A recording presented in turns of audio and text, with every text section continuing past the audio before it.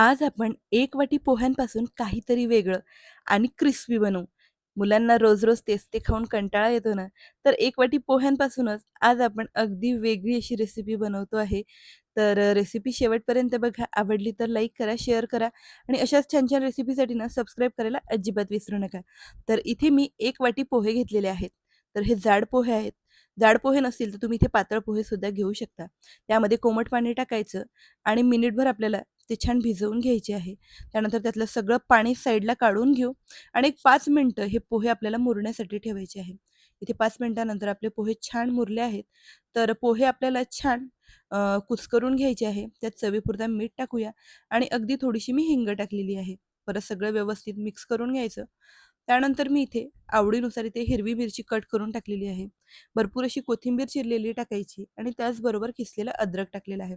आता आपले हे वडे आहे ना, छान सॉफ्ट व्हावे म्हणून मी इथे 2 चम्मच दही टाकलेलं आहे. तुम्ही इथे पाणीसुद्धा टाकू शकता आणि परत हे सगळं व्यवस्थित मी छान मिक्स करून घेतलं.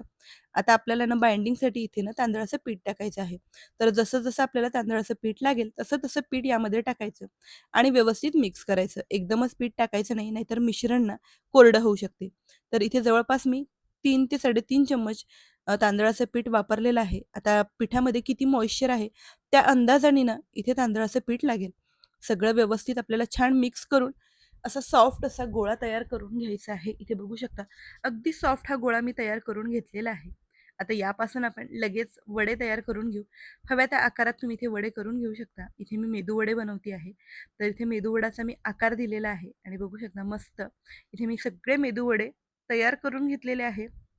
आता हे मेदूवडे आपण छान फ्राय करून घेऊया. तर तेल छान गरम करून घ्यायचं आहे आणि मीडियम फ्लेमवर आपल्याला हे ना मेदूवडे छान फ्राय करून घ्यायचे आहेत.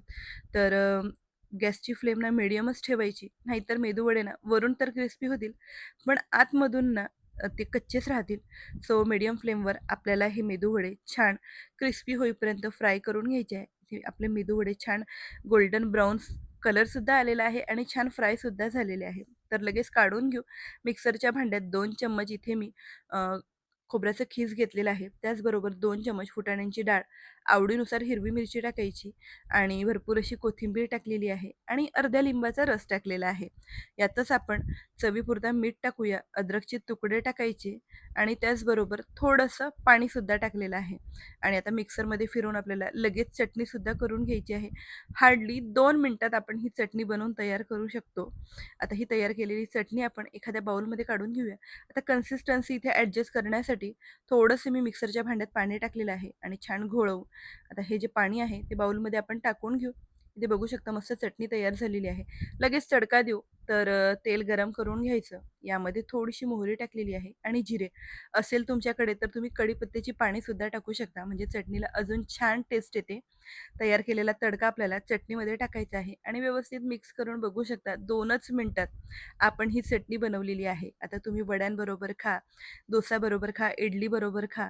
तुम्ही ही चटणी पराठ्यांबरोबर सुद्धा खाऊ शकता आणि बघू शकता मस्त आपले क्रिस्पी असे हे वडेसुद्धा तयार झालेले आहे. वरून अगदी क्रिस्पी आहे आणि आतमधून अगदी सॉफ्ट. जसे आपण डाळींपासून बनवतो ना, तसेच वडे बनवून तयार झाले आहेत. तर एकदा ना इन्स्टंट वडे हे तुम्ही तयार करून बघा.